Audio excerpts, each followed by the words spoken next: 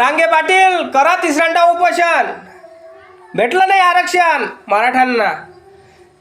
भेटलं तर कुवाल्यांना भेटलं. ज्याच्या कास्टमध्ये कु लिहिलं असेल तो कुणबी झाला. आता तो मागासवर्गीय झाला. मला सांगा किती जणांच्या कास्टवर कु असेल विचार करा तुम्ही.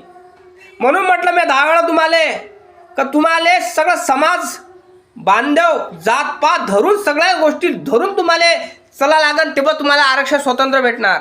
नाही तर तुम्हाला आरक्षण भेटणार नाही. तिसऱ्यांदा उपोषण करावं लागेलच तुम्हाला. हे लक्षात ठेवा रांगे पाटील. कारण कुवाल्यांनाच आरक्षण भेटलं. मी आत्ता व्हिडिओ बघितला, आता मी न्यूज बघितली. देवेंद्र फडणवीस म्हणत होता की चालाक माणूस आहे म्हणते ना, चालाक लोंबडी आहे देवेंद्र फडणवीस. कोर्टानं तुम्हाला नोटीस पाठवली होती की आझाद मैदान हे खाली लवकर करा. तेव्हा GR आला कसा विचार करायची गोष्ट आहे. कारण त्यांना माहीत आहे की तुम्ही 2 वेळा उपोषण केलं, तिसऱ्यांदाही करणार, चौथ्यांदाही करणार. याचं उपोषण बंद करण्यासाठी सरकारवर जोर येतो ना. मग उपोषण बंद करण्यासाठी एक काय दिलं, एक गांजर दिलं, एक कागद दिला. कागद म्हणजे कागदाच्या रूपात तुम्हाला गांजर दिलं आणि एक भरोसा दिला का आम्ही तुम्हाला आरक्षण देऊ. पण आरक्षण हे सहसकट भेटलंच नाही ना तुम्हाला. कुवाल्याला आरक्षण भेटलं, बाकीचं काय, बाकीचं मराठा बांधवांचं काय मग ते सांगा मला. का तिसऱ्यांदा उपोषण करणार का तुम्ही? नक्की कमेंट करून सांगा दादा. का जरांगे पाटील तिसऱ्यांदा उपोषण करणार की नाही? कारण माझं एकच म्हणणं का उपोषण करून काही कामाचं नाही. उपोषण करून तुम्हाला आरक्षण भेटत नाही. स्वतःची प्रकृती घालवा नाही तर मरून जाण. आणि तुमच्यासारखा नेता मराठा समाजाला भेटणार नाही. मग कारण एकच आहे, तुम्ही जेवण खावण करून लढा माझं असं म्हणणं. आणि एकट्याच मराठा समाजाला घेऊन लढू नका.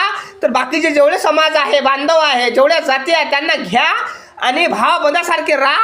आणि त्यांना घेऊन तुम्ही आरक्षण मागा. बघा कसा बामण कसे आरक्षण देत नाही. मग समजलं का? देवेंद्र फडणवीस थोडं आरक्षण देते. मग समजलं काय?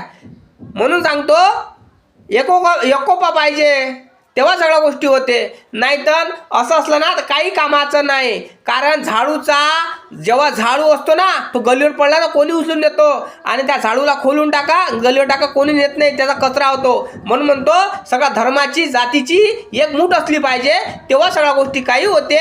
नाहीतर असं झाला तो त्याचा कचरा होते म्हणून कोणी त्याला लोक हुंगत नाही. म्हणून म्हणतो तुम्हाला की जरांगे पाटील हा देवेंद्र फडणवीस तुम्हाला हासते, हा ब्राह्मण समाज तुम्हाला हासते, तमाशे पाहते का कसा जरांगे उपोषण करतो, समाजासाठी लढतो. म्हणून सांगतो की तुम्हाला सगळं धर्माला घेऊन चला लागत तेव्हा तुम्हाला आरक्षण भेटन. बरोबर नाही का? कमेंट करून सांगू. जय जवान, जय किसान, जय भीमराव, जय शिवराय.